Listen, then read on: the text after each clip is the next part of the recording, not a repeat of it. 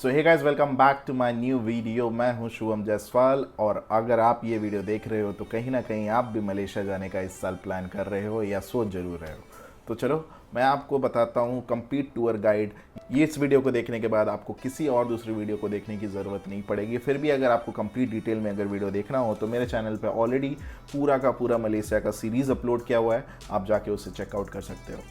सो बिना किसी time waste के आगे बढ़ते हैं और आज आपको पूरा अच्छे से समझाते हैं मलेशिया के बारे में। तो पहले मलेशिया के बारे में थोड़ा बहुत चीज़ें बता दूं। मलेशिया इज़ अ कंट्री जो साउथ ईस्ट एशिया में पड़ता है, ठीक है। एक इस्लामिक कंट्री है, ठीक है। और मलेशिया का एक बेनिफिट ये है, अगर आप मलेशिया पहुंच जाते हो तो वहाँ से बाद बाकी साउथ ईस्ट एशिया में की कंट्रीज़ में जाना बहुत आसान और बहुत ही रिजनेबल प्राइस में आपको पड़ जाता है। तो कभी भी अगर आप मलेशिया जा रहे हो, चाहो तो आप एक दूसरे कंट्री के साथ उसको कंपाइल कर सकते हो, जैसे मैंने किया था इंडोनेशिया बाली के साथ। वैसे अगर आप सिर्फ इंडिया से मलेशिया जा के वापस आना चाहते हो तो मैं इस वीडियो में टोटली आपको उस बारे में बताने वाला हूँ। सो आज की वीडियो में हम लोग कवर करेंगे इन 10 पॉइंट्स को। इन 10 पॉइंट में से जो पहला पॉइंट है वो है फ़्लाइट। तो फ़्लाइट आपको इंडिया से बहुत सारी जगह से आपको ऑप्शंस मिल जाएंगे और बहुत ही इफेक्टिव प्राइस में आपको आराम से फ़्लाइट मिल जाएगा। अगर आप सोलो ट्रैवलर हो या आप बजट ट्रैवलर हो तो आपके लिए भी काफ़ी सारे ऑप्शंस हैं। बजट एयरलाइंस भी अवेलेबल है जो आप बुक करके डायरेक्टली जा सकते हो, जैसे कि एयर एशिया, जैसे कि मैंने भी गया था। 15,000 के अप्रॉक्स में आपको आराम से फ़्लाइट मिल जाएगा, जहाँ पे आप जाना और आना दोनों कर सकते हो। मलेशिया से कोलालमपुर, कोलालमपुर से कोलकाता। तो मैं कोलकाता से गया था तो इसलिए मैं कोलकाता से बता रहा हूँ। बाद बाकी आप इंडिया में कहीं से भी हो, आराम से भी आपको फ़्लाइट मिल जाएगा मलेशिया के लिए। So point number 2, visa. Visa Indians के लिए मलेशिया में फ्री है। बस आपको एक एमडेक फॉर्म फिलअप करना पड़ता है, मलेशिया डिजिटल अराइवल कार्ड, ठीक है। वो आपको आपके फ़्लाइट के 3 दिन पहले फिलअप करना पड़ता है ऑनलाइन जाके। अगर इनकेस अगर आप भूल जाते हो या नहीं कर पाते तो आप एयरपोर्ट वहाँ पहुँच के भी कर सकते हो। ऐसी कोई प्रॉब्लम नहीं है कि आपको वहाँ से डिपोर्ट कर दिया जाएगा, ऐसा कोई प्रॉब्लम नहीं है। बस वहाँ पे आपको फिलअप करना है, सारा डिटेल्स डालना है और कुछ भी ज़्यादा कुछ बड़ा कुछ नहीं डालना रहता। आपके पासपोर्ट में ही जितना इन्फॉर्मेशन है वो डालना पड़ता है, आपके बुकिंग्स डालने पड़ते हैं, एंट्री और एग्जिट के डेट्स डालने पड़ते हैं और आप कहाँ रुकने वाले हो उसके बारे में आइडिया देना पड़ता है।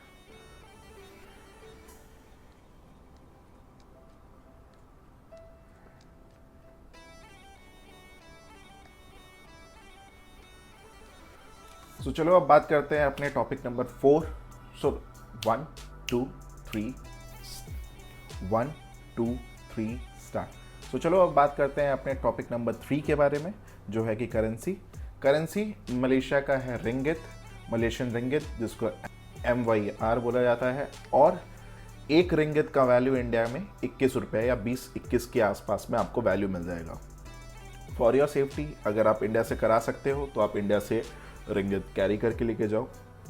पर मेरा सजेशन ये रहेगा कि 50% वैल्यू आपका पैसा का 50% ही आप कैश में लेके जाओ। बाद बाकी आप वहाँ पे आराम से कार्ड में यूज़ करो। जो भी आपके पास ऑनलाइन कार्ड है आप उसको एक कैरी कर लो, इंटरनेशनल कार्ड एक बनवा लो या रख लो। आज के डेट में सबके पास ही होता है, आप भी एक कैरी करो और उसको लेके जाना ज़रूरी है। क्यों बोल रहा हूँ, मलेशिया एक ऐसा कंट्री है बहुत सारी जगह पे ऑनलाइन के अलावा कैश पेमेंट भी नहीं होता। वहाँ की करेंसी के हिसाब से भी आप वहाँ पेमेंट नहीं कर सकते। सो आपको कार्ड कैरी करना पड़ेगा, कार्ड में कुछ बैलेंस ज़रूर रखना पड़ेगा। तो ये याद रखिएगा। वहाँ का मेट्रो बहुत ज़्यादा इजी होता है किसी भी चीज़ के लिए, कनेक्टिविटी के लिए, ठीक है। वहाँ पे सस्ता पड़ता है इस तरह से, नहीं तो आप वहाँ पे आप ट्रैवलिंग में ही थोड़ा आप ज़्यादा पैसा खर्च कर दोगे। सो आप मेट्रो में भी बहुत सारे स्टेशंस पे आप सिर्फ और सिर्फ कार्ड से पेमेंट कर सकते हो। सो ये चीज़ का आप ध्यान रखें और अपने कार्ड से ही पेमेंट करें। और फॉर सिक्योरिटी रीज़न कुछ कैश इंडिया से कैरी करके लेके जाएं। और अगर आप फिर भी अगर रात को वहाँ पे पहुँच रहे हो और आपके पास एकदम कार्ड में कुछ भी नहीं है, आपके पास सिर्फ कार्ड है, तो आप चाहो तो वहाँ के ऑनलाइन कैब वाले ऑप्शंस में भी आप कार्ड को ऐड करके वहाँ से कैब बुक करके जा सकते हो। Topic number 4, mode of transport. Mode of transport Malaysia में बहुत ही बढ़िया है। मलेशिया में आपको हर एक चीज़ का ऑप्शन मिल जाएगा। बस से जाना चाहते हो आपको वो मिल जाएगा, टैक्सीज मिल जाएंगे, सब कुछ मिल जाएगा। बट सोलो ट्रैवलर्स के लिए एक थोड़ा सा डिसएडवांटेज यहाँ पे ये है कि वहाँ पे अगर आप साउथ ईस्ट एशिया में जैसे आप घूम चुके होगे या कभी घूम रहे होगे तो आपको पता होगा एक ग्रैब बोल के ऐप चलता है, जो कि यहाँ पे भी अवेलेबल है। बट यहाँ पे सिर्फ और सिर्फ ग्रैब गाड़ियों के लिए है, गाड़ी वाले कैब्स मिलते हैं वहाँ पे आपको बाइक कैब नहीं मिलता। तो वो एक डिसएडवांटेज ज़रूर है, वरना आप वहाँ पे उसके जगह आप मेट्रो यूज़ करो, बहुत ही सस्ता है और बहुत ही अच्छे से आप घूम सकते हो और बहुत अच्छा मेट्रो से कनेक्टिविटी है, जल्द से जल्द भी पहुँच जाते हो आप। एक आध बार आप यूज़ कर लोगे तो आप बहुत ईजिली समझ जाओगे वहाँ का रूट भी। सो पॉइंट नंबर 5 है सिम। कभी भी आप किसी भी कंट्री जाते हो तो सिम कार्ड की बहुत ज़रूरी होती है, क्योंकि उसमें आपको नेटवर्क या आपको कॉलिंग करने के लिए सबसे ज़्यादा ईजी पड़ता है। सो वहाँ पे मैंने जाते ही सिम कार्ड लिया था एयरपोर्ट से ही, जो कि मेरे को पड़ा था 30 रिंगित का, जो कि पड़ता है 700 रुपये के अप्रॉक्स। और मैंने लिया था सेलकॉम कंपनी का। जहाँ तक कि मेरे को आइडिया है, वहाँ पे किसी भी जगह मुझे नेटवर्क इश्यूज़ नहीं मिले और मेरा सिम आराम से चला। इवन मैं लंकावी गया था, लंकावी में भी मेरे को कोई प्रॉब्लम नहीं हुआ था। Langkawi is a island in Malaysia, जहाँ पे भी मेरे को कोई प्रॉब्लम नहीं हुआ। तो सिम आप वहाँ से सेलकॉम का ले सकते हो, जो कि अप्रॉक्स आपको 700 रुपये में हफ्ते भर का वैलिडिटी के साथ आपको अच्छा खासा नेट के साथ मिल जाएगा। सो पॉइंट नंबर 6 है accommodation, hotel and hostels. Hotels and hostel आपको मैं दोनों जगह के बारे में बताने वाला हूँ। जहाँ जहाँ मैं रुका था, मैं 2 जगह रुका था, कोलालमपुर में और लंकावी में। मैं दोनों जगह के बारे में आपको अच्छे से बता देता हूँ। मैं कोलालमपुर में रुका था रेगेलिया रेसिडेंसी में। रेगेलिया रेसिडेंसी आप बुक करना चाहो तो आप वहाँ पे अपार्टमेंट भी बुक कर सकते हो, एज अ होटल रूम भी बुक कर सकते हो, एज अ हॉस्टल में भी बुक कर सकते हो। कि रेगेलिया रेसिडेंसी एक रेसिडेंसी है जो कि काफ़ी बड़ा है और काफ़ी लोगों ने अपने लेके रेंटिंग के तौर पे चढ़ा रखा है। उसमें एयरबीएनबी वगैरह बहुत सारे ऑप्शंस हैं। और अगर आप booking.com या कहीं पे भी जाते हो, जो भी वहाँ पे अगर लिखते हो आप रेगुलर रेसिडेंसी, तो आपको अलग अलग प्राइसेस अलग अलग होस्टेस के थ्रू आपको दिखेंगे। तो ऐसा कोई प्रॉब्लम वाली बात तो नहीं है, आप बुक कर सकते हो। पर अंदर का व्यू का गारंटी मैं नहीं दे सकता, पर बिल्डिंग के बाहर के एमिनिटीज़ बहुत सारे हैं। वहाँ पे मैंने सिर्फ बुक किया था just because of the infinity pool, जो कि 37 फ्लोर पे है और बहुत ही बड़ा और बहुत ही अच्छा था, मेरे को वो फील कराया था। सो मैंने 3 दिन स्टार्टिंग के वहाँ रुका था और जिसके लिए मेरे को पे करना पड़ा था पर नाइट 1100 रुपीज़ के अप्रॉक्स। ठीक है, सो वहाँ पे मेरे को रेगुलर रेसिडेंसी में मैं रुका था। चाहो तो आप भी बुक कर सकते हो, बट रूम मेरा एवरेज सा था। ठीक है, अब वो मेरा वाला अपार्टमेंट ऐसा था, पर सबका अलग अलग है, सबके होस्ट अलग हैं, सब ने अलग अलग तरीके से रख रखा है। बाद बाकी मेरे वाले में एसी का थोड़ा प्रॉब्लम था, बट अब मैं अगर बोलूँ तो आउट ऑफ 10 मैं उसको 6 रेटिंग जरूर दूंगा, क्योंकि अगर मैं रूम को सिर्फ साइड हटा दूँ तो बाहर की एमिनिटी 100 एंड 100 है। उसमें कहीं पे भी मैंने कोई भी कंप्लेन नहीं है मेरा। जो मेरा सेकंड एकोमोडेशन था, जो मैंने लंकावी में मैं रुका था, वो तो आप आंख बंद करके मेरे बात विश्वास करके बुक कर सकते हो। वो है बैड एटीट्यूड, जो कि परफेक्ट लोकेशन पे है। परफेक्ट, आप अगर एक जवान हो, आप सोलो ट्रैवलर हो, आप ग्रुप फ्रेंड ऑफ ग्रुप हो, ज़रूरी नहीं है कि सोलो ट्रैवलिंग के तौर पे भी, एज अ फ्रेंड ग्रुप भी हो, तो भी आप वहाँ पे बुकिंग कर सकते हो। एज अ हॉस्टल में भी आपको काफ़ी लोग अपने जैसे लोग मिल जाएंगे और अच्छा इन्वायरमेंट रहता है वहाँ पे। मेरे को बहुत पसंद आया था। मैंने कोई पैसे नहीं लिए हैं उनसे प्रमोशन के लिए, बट मुझे अच्छा लगा तो मैं आपको रिकमेंड कर रहा हूँ। और वो भी आपको अच्छे प्राइस में, ज़्यादा से ज़्यादा आपको 800-900 से 1000 के बीच में आपको मिल जाएगा, और जो कि लोकेशन बहुत ही प्राइम है। क्योंकि आप कभी भी जाओ, मेरा एक सजेशन मान लेना, लंकावी में आप कभी भी जाओ तो आप पताई चनांग वाले एरिया, नोट डाउन कर लो, पताई चनांग वाले एरिया में ही अपना अकोमोडेशन बुक करो। उस एरिया से आप करते हो तो सारा कुछ आपके नियर बाई है, सब कुछ आप आराम से विद इन अ वॉक खुद ही कर सकते हो, आपको किसी भी चीज़ का ज़रूरत नहीं पड़ेगा। नंबर 7, मलेशिया में खाने पीने की कोई कमी नहीं है, आपको हर एक चीज़ खाने को मिल जाएगा। As I told you before कि Malaysia is a Islamic country. अगर आप वेजिटेरियन हो, वेजिटेरियंस के लिए भी ऑप्शंस हैं, थोड़े कम ज़रूर हैं, क्योंकि देखो वेजिटेरियंस के लिए ऑप्शंस हर जगह ही कम होते हैं as compared to non vegetarians. पर आपको वहाँ पे इंडियन टेस्ट ज़रूर मिलेगा, ये फॉर श्योर है, क्योंकि मलेशिया में बहुत सारे इंडियन इन्फ्लुएंस है। वहाँ पे भी इंडियन तमिल साइड के लोग, या बोल लो साउथ के लोग, बहुत सारे लोग वहाँ पे भी हैं जिनको आपको साउथ का फूड बहुत ईजिली और आराम से अच्छा खासा मिल जाएगा। मैं हमेशा एक फूड वहाँ पे ज़रूर खाता था, मैं आपको रिकमेंड ज़रूर करूँगा, रोटी चनाई। रोटी चनाई आप ज़रूर ट्राई कर सकते हो, वहाँ पे आपको पसंद आएगा ही। सो पॉइंट नंबर 8, आइटनरी, जो सबसे मेन चीज़ है, जो आप जानना ज़रूर चाहोगे। तो आइटनरी आप मलेशिया के लिए 5 से 6 दिन का आराम से बना सकते हो। ठीक है, जिसमें से मैं 3 दिन कोलालमपुर को देना चाहूँगा।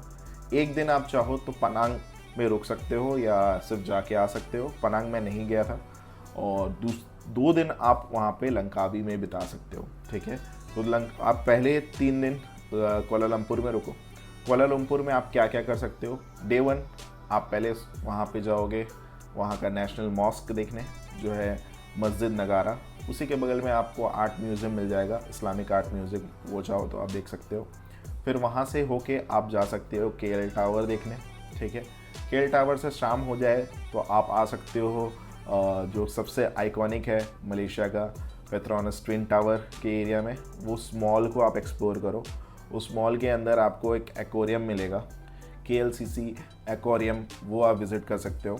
उसको देखो, वहाँ बहुत ही सारे आपको मरीन लाइफ देखने को मिलेंगे। और उसके बाद आप वहाँ से निकल के बाहर आओ, आपको वाटर फाउंटेन शो देखने को मिलेगा 8 बजे से, वो एंजॉय करो। बाहर आप पेट्रोनस टावर के सामने फ़ोटोज़ क्लिक कराओ, अच्छा टाइम स्पेंड करो, और फिर आपका फर्स्ट डे यहाँ पे एंड होता है। सेकेंड डे आप सुबह सुबह जा सकते हो बातू केव। बातू केव जाने में आने में थोड़ा टाइम लगता ज़रूर है, तो सुबह से ही आपका दिन स्टार्ट करो, बातू केव जाओ, इन्जॉय करो। वहीं से आप चल जाओ गेंटिंग आइलैंड। गेंटिंग आइलैंड एक आइलैंड है जो प्राइवेट प्रॉपर्टी है, और जो कि मैं श्योर नहीं हूँ, बट आपको वहाँ जाओगे तो आपको काफ़ी कुछ है करने को। अब जाओ, अगर आप सर्च भी करोगे ना गेंटिंग आइलैंड के बारे में, आपको बहुत कुछ मिलेगा। उसके अंदर कसिनोज़ है, थीम पार्क है, अम्यूज़मेंट पार्क है, मॉल है, शॉपिंग ऑप्शन है, ईच एंड एवरीथिंग है। मतलब वो खाना पीना ईच एंड एवरीथिंग यहाँ पे आप जाके कर सकते हो। और उस सब चीज़ में आपको पूरा दिन, एक दिन नहीं लगना है। और उसी दिन रात को जब आप वापस आते हो, वहाँ पे आप चाइना टाउन जाओ, चाइना टाउन मार्केट आप एक्सप्लोर करो। क्योंकि देखो, मलेशिया इज़ अ प्लेस जहाँ पे मैंने ये एक्सप्लोर किया है कि आप जितना भी, अगर आप शॉपिंग लवर हो, आप मलेशिया में आराम से शॉपिंग कर सकते हो सही दाम में। मैं नहीं बोलूँगा बहुत सस्ते, पर सही दामों में आपको अच्छे से अच्छे क्वालिटी ऑफ क्लोथ्स तो मिलने ही मिलने हैं। क्योंकि मैं बजट में था और मैं लगेज के रिस्ट्रिक्शंस में था, तो इसके वजह से मैं ज़्यादा शॉपिंग तो नहीं कर पाया। पर मैं आपको सजेस्ट करूँगा, अगर you are a shopping lover, so आप शॉपिंग वहाँ मलेशिया में ज़रूर करें। सिर्फ not only in Chinatown, आप वहाँ पे मॉल्स वगैरह में भी शॉपिंग कर सकते हो। थर्ड डे आपका आज आखिरी दिन है कोलालमपुर में, सो आप वहाँ पे आराम से उठो, थोड़ा रिलैक्स करके उठो, फिर अपना दिन स्टार्ट करो, खाओ पियो, थोड़ा मॉल्स वहाँ पे आज आप मॉल्स एक्सप्लोर करो, इतने सारे बड़े बड़े मॉल्स हैं, ठीक है। फिर आप बुकित बिंतांग के एरिया में चल जाओ। बुकित बिंतांग इज़ अ प्लेस जो कि बोला जाता है मलेशिया का हार्ट है, ठीक है। वहाँ पे आप पहुँच जाओ और उसके बाद आपको कुछ करने की ज़रूरत नहीं है, एनर्जी बस पैर में लेके चलते रहना, चलते जाओ। वहाँ पे आपको सब कुछ मिल जाएगा, night life, party, food, street food, each and everything. जिस भी चीज़ों के लिए आप आए हो वो सारी चीज़ें आपको वहाँ मिल जाएंगे। Massage and shopping malls, pavilion mall, बहुत सारा चीज़ है वहाँ पे करने को। वहाँ पे काफ़ी टाइम भी आपका लगने वाला है, वहाँ आप एक्सप्लोर करो। उसी दिन अगर आपको और भी पार्टी करने का मन है तो रात को आप ट्रैक बोल के एक जगह है, वो जगह ज़रूर जाएँ। और वो एक हिडन प्लेस मैं बोल सकता हूँ, या मतलब ट्रैक एक ऐसा प्लेस है जहाँ पे पार्टी करना लोगों को काफ़ी पसंद है, ख़ास करके वीकेंड्स में। वीकेंड्स के टाइम में अगर आप मलेशिया में कोलालमपुर में हो तो मैं आपको सजेस्ट करूँगा ट्रैक ज़रूर जाए। ट्रैक जाके आप वहाँ पे 1-2 घंटा 3 घंटा पार्टी करें, जो कि रात के 11 बजे से वहाँ पे अच्छा खासा पार्टी स्टार्ट होता है। और 1-2 क्लब नहीं, वहाँ भरा पड़ा है क्लब। ट्रैक से आप सर्च करें गूगल में, आपको लोकेशन मिल जाएगा, आप खुद देख के जाना और फिर बाद में आके मुझे थैंक्स बोल देना, कोई दिक्कत नहीं है। सो ये था 3 दिन आपका कोलालमपुर में। अगला दिन आप चाहो तो या तो पनांग चल जाओ, पर अगर आप पनांग का प्लान नहीं कर रहे हो मेरे तरह, डायरेक्टली आपको लंकावी जाना है, तो आप सीधा फ्लाइट पकड़ो 1 घंटे का और सुबह सुबह ही पहुंच जाओ लंकावी। लंकावी आप पहुंचने के बाद अपने होटल में चेक इन करो, थोड़ा रिलैक्स करो, उसके बाद आप निकल जाओ आज बीच एक्सप्लोर करना है। वहाँ पे काफ़ी सारे बीचेज़ हैं, पंटाइन चनांग हैं, और भी काफ़ी सारे बीचेज़ हैं, वो सारे एक्सप्लोर करो, ठीक है। वहाँ पे बहुत सारे एक्टिविटीज़ है, वाटर एक्टिविटीज़, वो चाहो तो आप एक्सप्लोर कर सकते हो बीचेस पे, ठीक है। वहाँ पे फायर शोज़ होते हैं बीच पे, वो इन्जॉय कर सकते हो। बीच कैफ़ेज़ वगैरह है, वो इन्जॉय कर सकते हो। वहाँ पे लोकल्स शॉपिंग, स्ट्रीट फूड, खाना पीना सब कुछ है ऑप्शन, वहाँ पे वो एक्सप्लोर कर सकते हो। और एक और चीज़ मैं बताना भूल गया आपको, Langkawi is the only island जो कि पूरा का पूरा आइलैंड ही ड्यूटी फ्री है, तो वहाँ पे जी खोल के खाओ पियो ऐश करो, कोई रोक टोक नहीं है। सो अगले दिन वहाँ पे आप चाहो तो आराम से अपना कोई भी एक टूर प्लान फिक्स करवा सकते हो। चाहो तो आप केबल कार लेके आप ग्लास बॉटम ब्रिज पे भी चल सकते हो, पर उसके लिए वेदर का आपको चेक करना ज़रूरी है, क्योंकि वेदर अगर ख़राब रहता है तो वो लोग कैंसिल कर देते हैं, क्योंकि वो एक सफिशेंट हाइट पे है, ठीक है। तो उससे बेटर ऑप्शन मुझे लगा था मैंग्रोव टूर करना, जो कि होता है किलिम जियो फॉरेस्ट पार्क में, जो कि एक यूनेस्को वर्ल्ड हेरिटेज साइट भी है। तो आप वहाँ ज़रूर जाओ, और 3-4 घंटे का वो टूर होता है पूरा, तो आप वो एक्सप्लोर करें, टाइम वहाँ पे अच्छे से एक्सपेंड करें, और वहाँ पे आपको लंच इंक्लूडेड होता है। लंच वंच सारा करके आप आराम से वहाँ पे रिलैक्स करके वापस आएँ, शाम को अपना बीच पे एंजॉय करें, और अगला दिन आप फ्लाइट पकड़ के आप अपने घर आ सकते हो इंडिया। सो ये था पूरा आइटनरी। अगर आपको लगता है आइटनरी में और भी कुछ चेंज करने का मन है, एक आध दिन और बढ़ाने का मन है, आप पनांग में भी एक दिन का स्टे ले सकते हो और वो भी एक्सप्लोर कर सकते हो। सो अब है मेन पॉइंट जिसके लिए आप सब वेट कर रहे होगे, वो है बजट। शुभम भाई आइटनरी तो बता दिया बढ़िया, घूमने का तरीका भी बता दिया बढ़िया, कहाँ कहाँ घूमना है वो भी बता दिया बढ़िया, अब कितना पैसा लगेगा वो भी तो बताओ। ज़रूर बताऊँगा। सो फ्लाइट, आपका राउंड फ्लाइट टिकट पकड़ लो आप 15,000, ठीक है। और आप लंकावी जब आते जाते हो, लंकावी का फ़्लाइट आपको 2,500 से 3,000 के बीच में आराम से मिल जाता है प्रायर बुकिंग के हिसाब से। अगर आप 1-2 दिन पहले करोगे तो ऑब्वियसली वही फ़्लाइट आपको 5,000 का भी मिल जाएगा। बट आप अगर मैं पकड़ चलता हूँ 3,000 का, तो 2 फ्लाइट आना और जाना मिला के आपका वहाँ 6,000 पड़ जाता है, जो कि आपका फ़्लाइट का टोटल कॉस्ट बन के आता है 21,000। इंडिया से मलेशिया, मलेशिया से इंडिया एंड लंकावी का अप एंड डाउन मिला के आपका 21,000 का फ़्लाइट आ जाता है, ठीक है। उसके बाद आपका आता है स्टे, हर जगह का 5 दिन का मैंने बताया है, तो 5 दिन के स्टे का हिसाब से 5,000 का ही आप पकड़ लो फूड, ठीक है। 5,000 आपका डेली ट्रांसपोर्टेशन का भी पकड़ लो, सब कुछ मिला के, तो आपका यहीं पे बन जाता है 5 और 35,000 के अंदर आपका ऑलमोस्ट ये सारे हो जाएंगे। और डे टू डे एक्टिविटीज़ पकड़ लो, या यहाँ वहाँ के जितने भी बुकिंग आप कराते हो वो सब के लिए पे भी खर्चा करते हो, तो आपके आराम से 45,000 के अंदर आप मलेशिया आराम से घूम सकते हो। मेरा मलेशिया में खर्चा हुआ था 35,000 के अप्रॉक्स। क्यों? क्योंकि मैं कंबाइंड करके गया था, जो कि मैं आप बताने वाला हूँ टिप्स वाले सेक्शन में। सो ये है पॉइंट नंबर 10, टिप्स में पहला पॉइंट मैं आपको बताना चाहूँगा, मलेशिया कभी भी जाएं, अगर आपके पास टाइम और पैसे हैं तो मलेशिया को किसी दूसरे कंट्री के साथ कंपाइल ज़रूर करें। उससे होगा ये, आपका पैसा काफ़ी ज़्यादा सेव होगा और आपका पैसा बच जाएगा। एक टिप्स मैं आपको तौर पे समझाता हूँ। मैं यहाँ से मलेशिया जाने का प्लान था ही नहीं, मेरा प्लान था इंडोनेशिया बाली जाने का। तो मैं यहाँ से जब कोलकाता से मैं बाली पहुँचा, तो उसके बीच में मेरा ले ओवर मलेशिया में था, आने वक्त भी वही था। तो मैंने आने वक्त जो ले ओवर था उसी को मैंने 6 दिन के लिए स्ट्रेस कर लिया। तो देखा जाए तो मलेशिया का आना और जाना तो मेरा फ्री ही हो गया, है ना। सो आप भी चाहो तो इस तरह के कुछ चीज़ें अगर ऐड करते हो तो इससे आपका ट्रैवलिंग कॉस्ट बहुत कम हो जाता है। वो अगर आप फॉलो करते हो तो आप कहीं ना कहीं आप भी फ्री में घूम सकते हो ऐसे कई सारे कंट्रीज़। नॉट ओनली मलेशिया से आपको बाली ही जाना हो, मलेशिया से आप सिंगापुर जाना चाहते हो, थाईलैंड जाना चाहते हो, या कहीं और भी जाना चाहते हो, आप आराम से घूम सकते हो। कि मलेशिया से साउथ ईस्ट एशिया का सारा कंट्री का फ़्लाइट्स सबसे ज़्यादा चीपेस्ट मलेशिया एंड सिंगापुर से ही मिलता है आपको। So hope you like it this video. अगर आपको ये वीडियो पसंद आया हो तो लाइक शेयर सब्सक्राइब जरूर करना। अगर मेरे से कुछ छूट गया हो तो कमेंट करके जरूर पूछना, मुझे जितना हो सकेगा मैं आपको जरूर हेल्प करूंगा और सारा का सारा चीज़ जरूर बताऊंगा। तो मिलते हैं एक नए कंट्री में एक नए वीडियो के साथ, तब तक के लिए टाटा, बाय बाय, जय श्री राम।